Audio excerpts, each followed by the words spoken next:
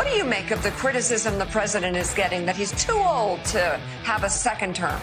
I was in L.A., met with Norman Lear, who's 100, going on 101, Frank Gehry, a 90-something architect. They were like 80. He's a kid. But again, it's relative. He's younger than I am, so he's a kid to me as well, the president is. Yes, and then Methuselah came on the scene and said, "Are you kidding me? He's wet behind the ears babies." Let's ask Norman Lear what he thinks. God bless him. Where was Mel Brooks? I'd ask Mel Brooks. How old is Mel? What did he turn, 99? Is that what he... He's funnier than Norman Lear. Of course, my mother was funnier than Norman Lear. Well, happy Wednesday to you. Hump day in the Clinton household. Hillary Clinton once again waking up face down in a pool of her own dried vomit on the linoleum kitchen floor, their Chappaqua mansion. You think she's at the Chappaqua mansion today, Michael, or maybe at the Embassy Row mansion in Washington, D.C.? It's hard to say. How much of their money came from, the Russians? The Russians gave very, very generous stuff, didn't they? Yes, they did. Well, happy Wednesday to you. Happy hump day. Happy middle of the week. And here in Washington, D.C., my best girl and I, we woke up happy and smiling to a thunderstorm out our window. Thunder and lightning. Oh, yeah. It's frightening. And it was great. We love a good thunderstorm. And we had a good one this morning. It's not why I woke up at 4:15. I woke up at 4:15. And then, hey, there's a thunder and lightning. I'll sleep through a thunder and lightning storm, unless my bed is actually struck by lightning. Otherwise, I'll sleep right through. No problem. You can drive fire trucks through my bedroom. I won't wake up. I'm, pretty good at that sleeping part. But great thunder and lightning. And I think it has to do with climate change. I saw in the paper today that because every time there's lightning now, it's a political issue. It's a political issue. The Democrats, yesterday I was reading to you from the New York Times, Paul Krugman, a Nobel laureate in economics, because he wrote a lot of anti-George W. Bush pieces for the New York Times. So they gave him the Nobel Prize for economics. That's basically what happened there. It's pretty amazing. But yesterday, we should politicize the weather. He said, well, too late. You already have, everything. Everything is political. Children are political. Kindergarten is political. Gender is political. Sexuality is political. The weather is political. Everything is political. And then, in addition to that, we have politics going on in the United States. We got taxes and war and peace. Joe Biden, war. Donald Trump, peace. See how that works? Democrats, war, civil war. Democrats, World War I. Democrat, World War II. Democrat, Korean War. Democrat, Vietnam War. Democrat, war in Ukraine. Russia attacks Ukraine. Major land war in Europe. The former Yugoslavia, Bill Clinton.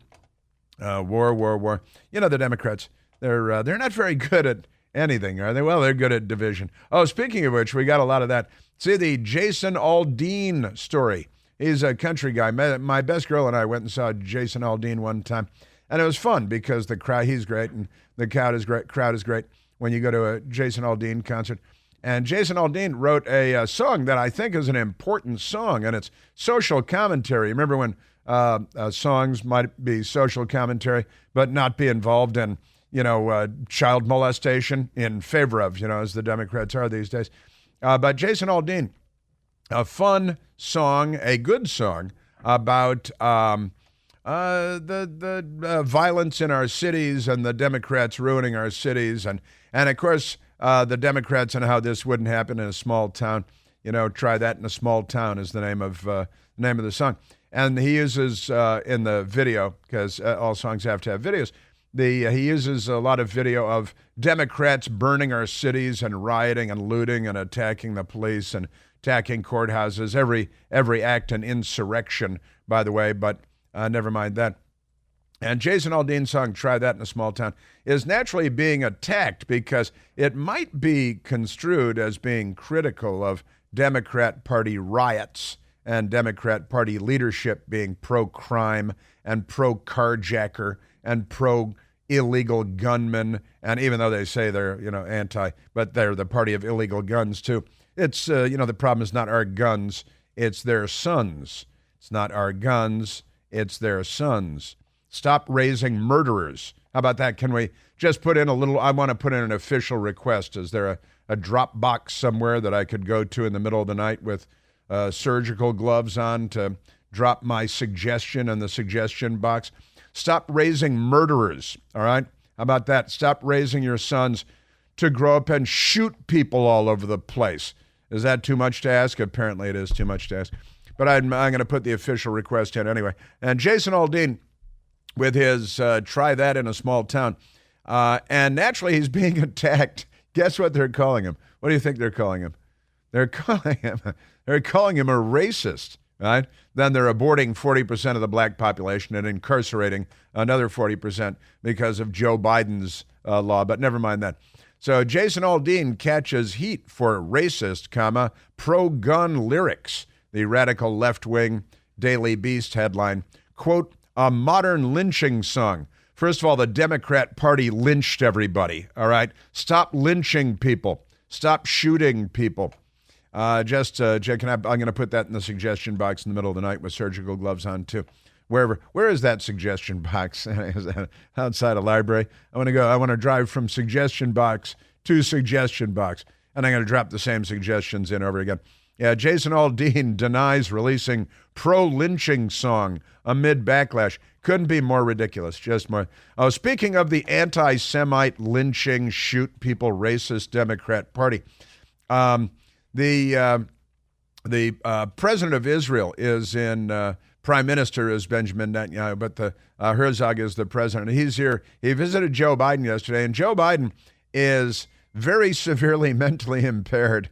He almost fell asleep reading from his cue card while he was sitting in the Oval Office with the president of Israel, Herzog, and it's quite amazing. Have you noticed when you look at Joe Biden in the Oval Office, he sits there and he's got a bust of Bobby Kennedy behind him, just the head of Bobby Kennedy. He was shot in the head. Bobby by, Sirhan, who the Democrats want to let out of prison. And then across the table, there's a bust just ahead of Martin Luther King, the Reverend Dr. Martin Luther King Jr., who was shot in the head by a Democrat Party campaign volunteer named James Earl Ray. That's usually left out of his resume. I like to reincorporate that because it's true. And so he's got a bust of Bobby Kennedy over this shoulder, and then he got a bust of Martin Luther King over this shoulder. And then when the camera pans up a little, there's a portrait of Abraham Lincoln up there. I'm like, how many shot-in-the-head guys are you going to have in one room? I mean, honestly, everywhere you look, you got another assassinated guy. And, of course, Abraham Lincoln shot by a Democrat, right? And shot in the head and killed at Ford Theater in Washington, D.C., where I've been many times for shows and Christmas things and stuff. I've been in the booth where John Wilkes Booth shot Abraham Lincoln, the first Republican president, and he was shot and murdered by a Democrat who was an actor. And Martin Luther King shot and killed by a Democrat who was a George Wallace presidential campaign volunteer, right?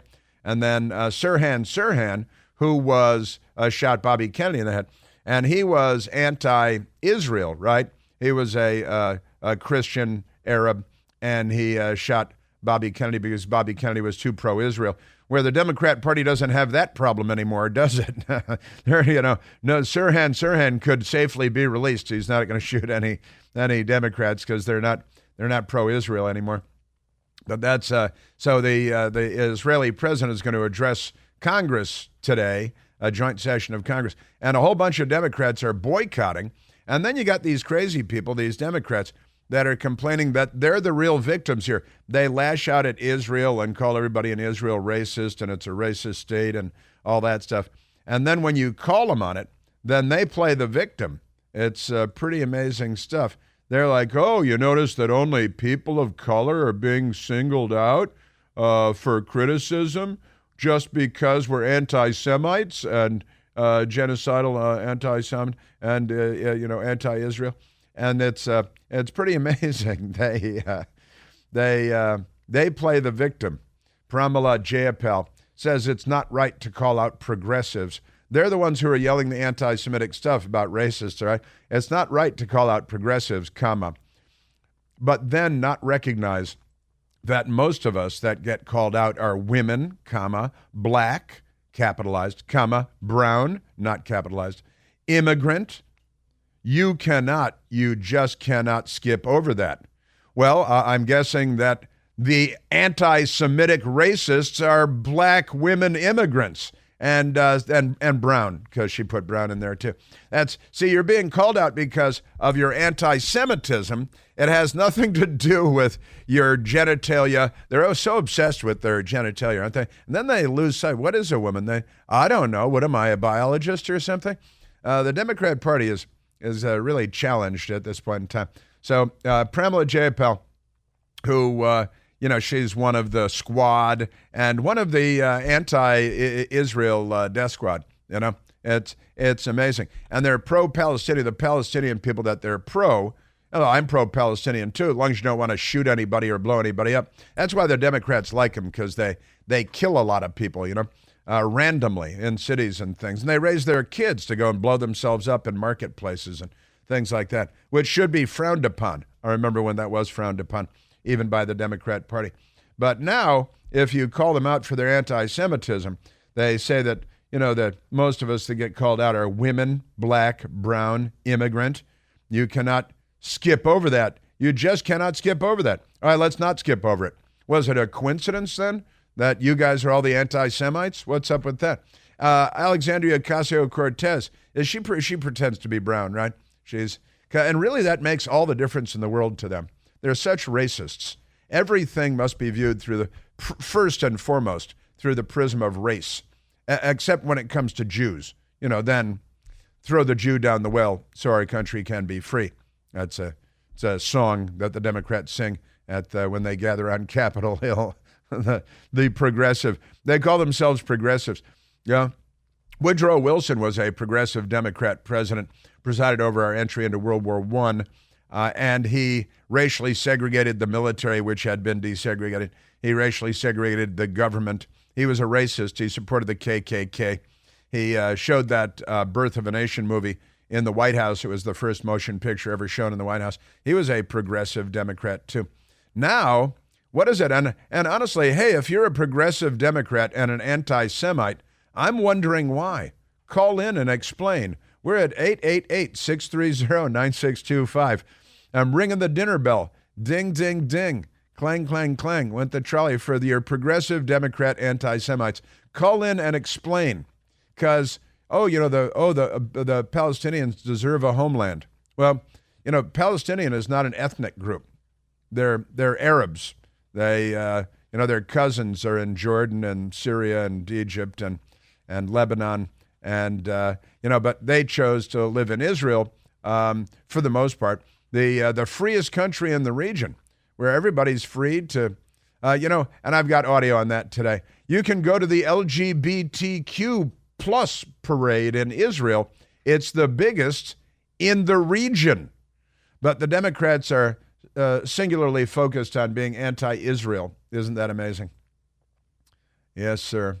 All right, so we got a lot going on. We got the New York Times with an update on COVID deaths. Got an update on COVID deaths for you today. From the New York Times, you've heard of them. In Illinois, the court has cleared the way for the state to become the first no cash bail state. No cash bail in Illinois.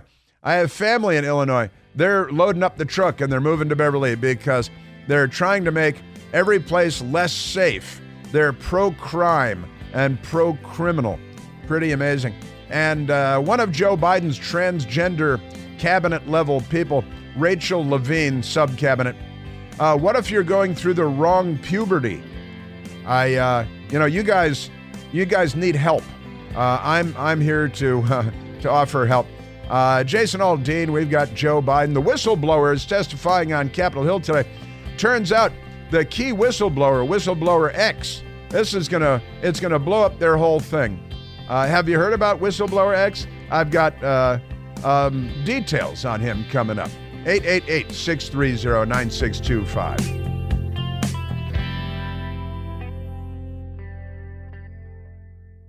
Hey, it's Chris Plant. Excited to tell you about our July 2024 Listener Sea Cruise. We'll be sailing around the British Isles, visiting Scotland and Ireland. Please join us. Book by this July 31st for extra savings. Visit ChrisPlantCruise.com. Yeah, Ted Cruz being attacked by Newsweek magazine because he said something that they took umbrage with. The reason they took umbrage is because it's true. And they don't like things that are true. They're a Newsweek magazine. So let's go to the telephones. Let's go to John calling from Sykesville, Maryland. John, you're on the Chris Plant Show. Chris, it's been a while since I called. Last time I called, you gave me the trophy of 1976 recipient of the Luckiest Boy in American Club. But what I wanted to point out was that room that Joe Biden's sitting in with the head of JFK and Martin Luther King. RFK and Martin Luther King. I'm sorry, RFK. I'm sorry. Has a different meaning for Republicans versus Democrats. The Democrats, it's a trophy room. It's an African trophy room. For us, it's the people who died for their beliefs in this country. Wow, that is fight for what's right. I gotta tell you, trophy room. Honestly, Abraham Lincoln, first Republican president ever, murdered by a Democrat who was pro-slavery because he was a Democrat, and he was an actor. Just in case there was any doubt that he was a Democrat, but he was an active Democrat, and John Wilkes Booth, and then of course Martin Luther King. And this always gets left out of the James Earl Ray biography. He had been, just weeks before he murdered Martin Luther King, he had been working for the presidential campaign of Democrat presidential candidate George Wallace, who was in fact a racist and a Democrat, and that perfectly normal, of course. And then Bobby Kennedy killed, and I've got stories about all this stuff too. Bobby Kennedy killed by Sirhan because he was anti-Israel and felt Bobby Kennedy was too pro-Israel. But now, John, the Democrat Party boycotting the Israeli president, speaking to Congress today, a whole bunch of Democrat leftists, the lefties, and they're the ones coming out and blaring their anti-Israel stuff. And I've got a rabbi I want to share with you today. John, good to hear your voice.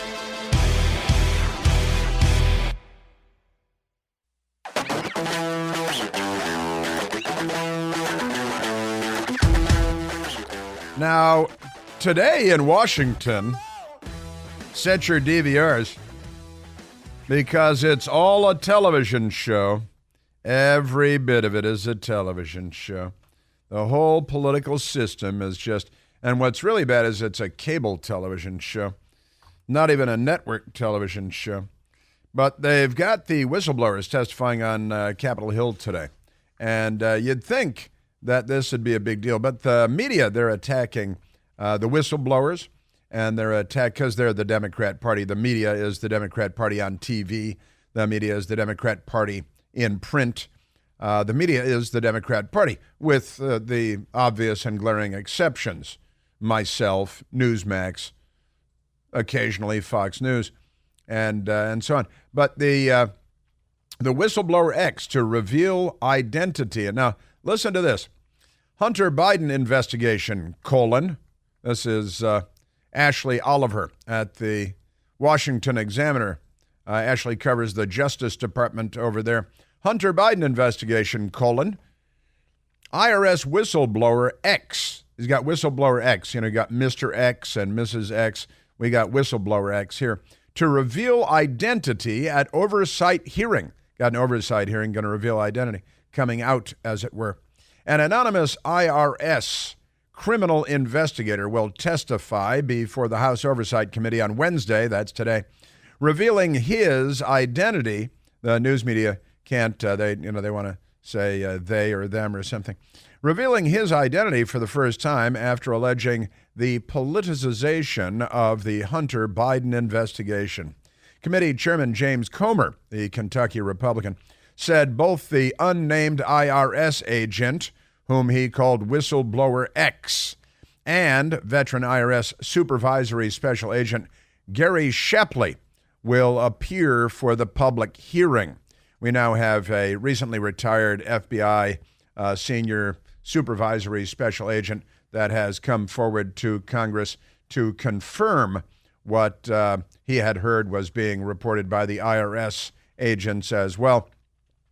And Representative Russell Fry, Republican from Florida, said it takes a brave person to step forward and challenge the status quo.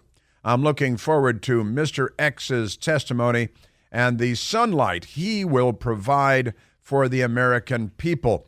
The unnamed agent and Shapley both testified to Congress Ways and Means Committee in May, behind closed doors and not in public. In May, that U.S. Attorney David Weiss of Delaware, who was twice appointed by Obama as acting and then interim U.S. Attorney for Delaware before having himself pushed on President Trump by the two Democrat senators in Delaware.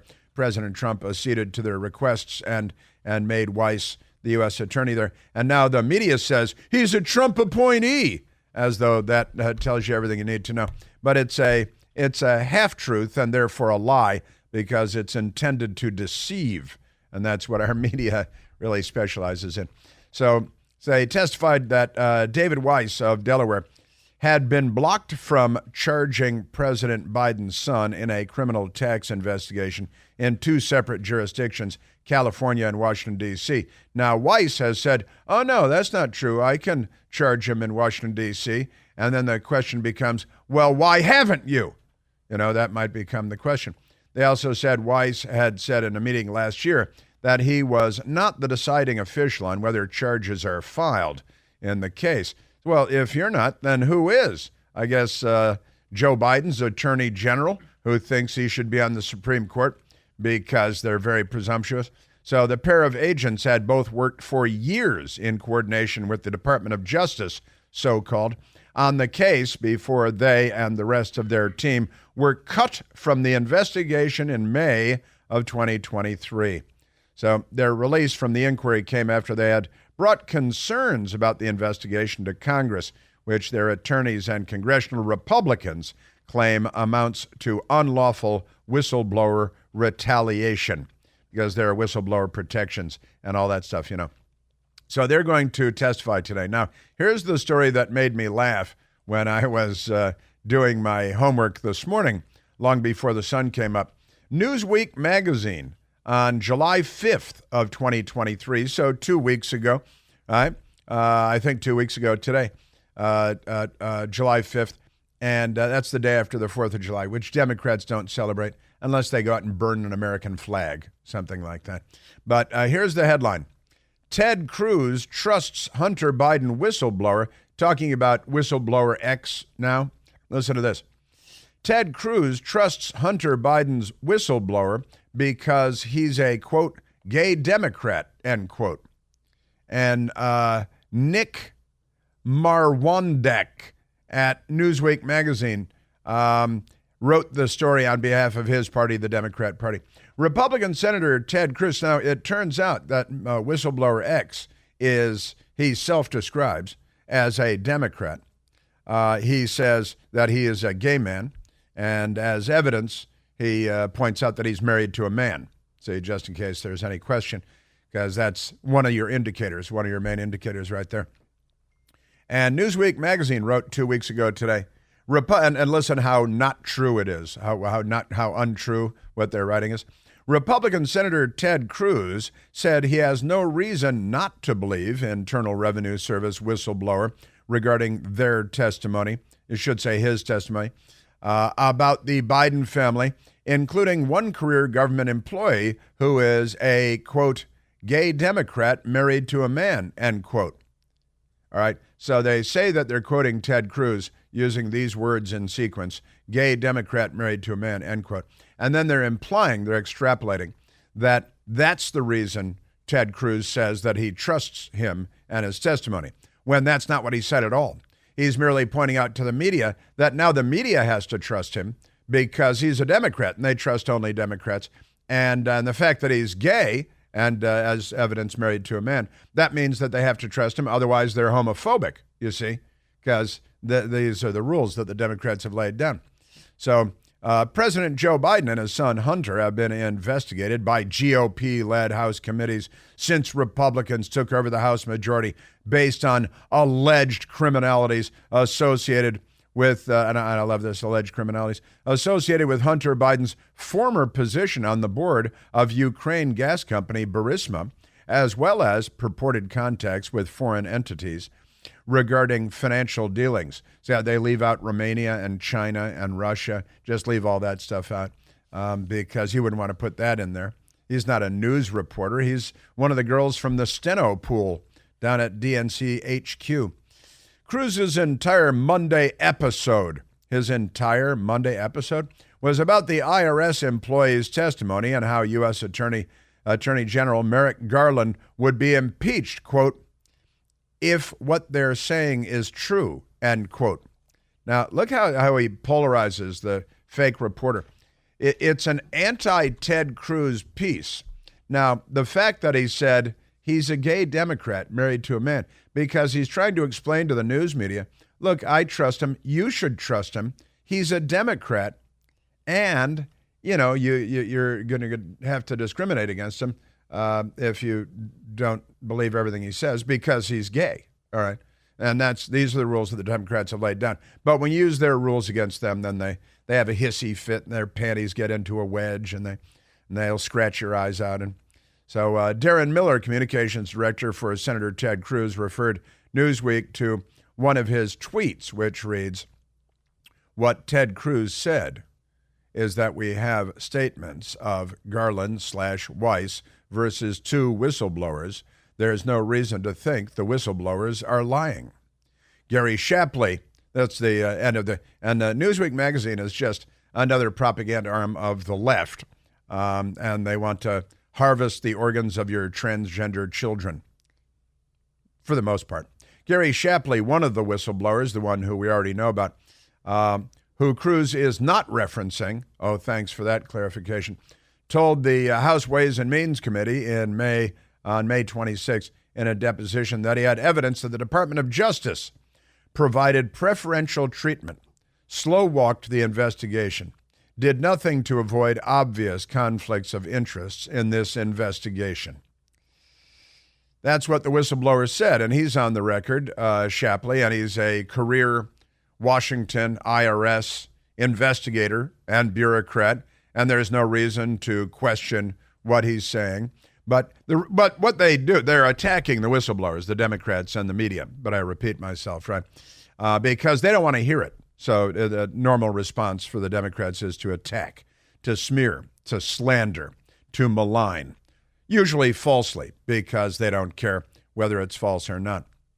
But then you say that that the other whistleblower, because they're like, oh, he's a Republican, right? He said this about Comey too, J. Edgar Comey. Oh, he's a Republican. All evidence to the contrary. But never mind that. And now they want to smear the whistleblowers. So knowing that the media and the Democrats are going to smear the whistleblowers and accuse them of being Republicans and therefore they're not telling the truth, he preempts them, Senator Cruz does, one of the smartest students that Alan Dershowitz ever had at Harvard Law School. But never mind, that can't be said of Barack Obama. And that's actually established reality with Alan Dershowitz, but never mind that. So he jumped in when talking to the press, Ted Cruz, during an interview, and he said, the whistleblowers have, as I've noted, have no reason. We have no reason to believe they're lying.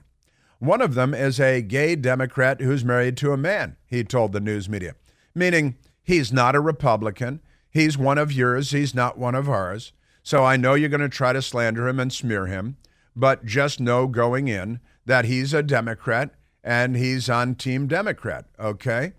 So that's what he was doing. And then what does Newsweek do? They attack him for pointing it out, right? Because it's their job to point it out, not yours. They're the ones that point it out all day, every day in kindergarten and first grade. Ted Cruz said at the time, he said, both of them are career IRS employees. Neither of them have any indication that they're in any way, shape, or form Republican. Now, you see, that is the full context of what Ted Cruz said to Newsweek magazine.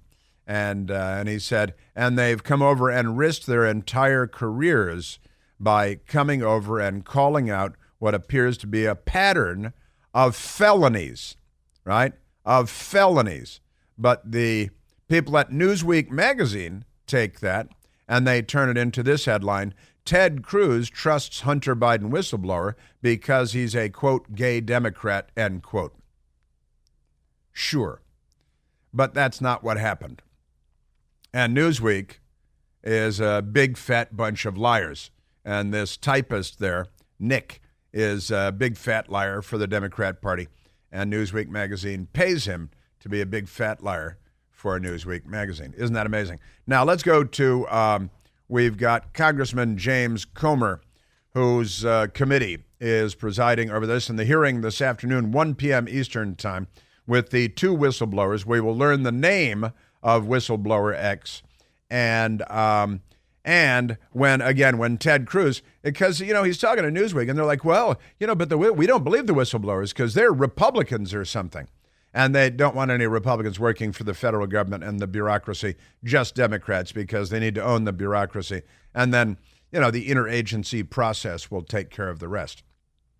I always love when they talk about Washington, D.C., where the decision was made on some major issue. And they say, well, it went through the interagency process, which means a bunch of nameless, faceless, drone-like bureaucrats, unelected, sitting in cubicles in Washington, D.C., made policy because that's the way the Democrats and the left like it. Right?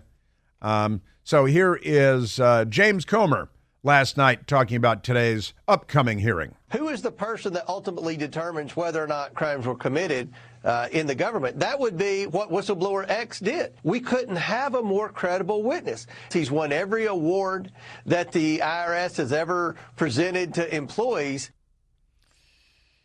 But that doesn't matter because they must smear him, and that's what's happening all over the place. Not only are they smearing the whistleblowers, even the one they don't know about, they don't even know his name, but they're attacking the members of Congress to whom the whistleblowers have blown the whistle, right? And that's new. I don't think I've seen that before, but it's not surprising. It's what they do. They destroy everything. They lay waste to everything. So the whistleblowers have come forward. The left must destroy them because they're afraid that the whistleblowers could destroy the Democrats. And naturally, their response is not to own up to anything, to take responsibility, to call for accountability, but to destroy the world to prevent the whistleblowers from coming forward. And again, 2 weeks ago, Ted Cruz explains to Newsweek, no, it's not, because, again, you got to see, and they didn't provide the transcript, Newsweek or anything, but he's explaining to them, they are not Republicans. There is no reason to believe they're Republicans. One of them is a Democrat who's a gay man, who's married to a man, and, therefore, you guys can't hate him because, then you'll be bigots, right? Kevin McCarthy came out and also had a comment on the whistleblower testimony this afternoon. Number one thing we want to do is actually bring justice. Time and again, we have showing the American public that if you are Biden Inc. family, you are treated different than the rest of America. That will not stand. We have showing and different, I might say differently than the rest of America. The Speaker of the House of Representatives, what are you going to do? But he's telling the truth, and that's much more important, of course. James Comer, Kevin McCarthy, the big hearing this afternoon.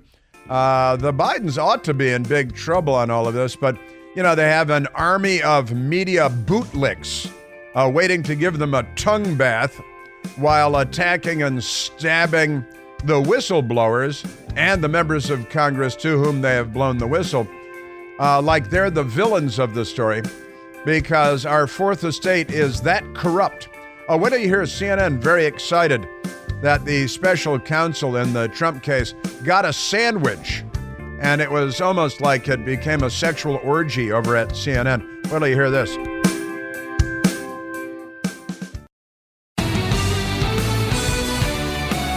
All right, we've got a lot to get to today, and a great piece in the Daily Signal today I want to share with you from the Heritage Foundation. Gaslighting. Joe Biden and the left manufacture their own villains. That's coming up. The whistleblowers are villains. The members of Congress they went to are villains. If you've got a problem with child porn in grammar schools, you're a villain. Not the people that put the child porn in grammar schools. They're not the villains. They're the heroes. I'll get to that. Right now, let's go to the telephones. Let's go to John calling from Greenville. What, Greenville? John, you're on the Chris Plant Show. Good morning, Chris. Thank you for taking my call. Just wanted to add a regrettable statistic to the ever-growing list of lives lost to Democrat policies. A police officer in Alamogordo, New Mexico, which is, as I'm sure you're aware, New Mexico is a state being ruined by Democrat policies as we speak. He was shot and killed by a felon on Sunday. This felon had actually already been in a shootout with the police earlier this year, and a judge declared he wasn't a harm or an imminent danger to society and was released. And a police officer paid the price for that stupid decision. Well, and I mentioned briefly a little while ago, John, that the state of Illinois has just gone statewide. No cash bail, no cash bail. Get the criminals back on the street as quickly as possible. And people, mostly young black males, will pay the price in Chicago. And then they'll scratch their heads and go to Subway.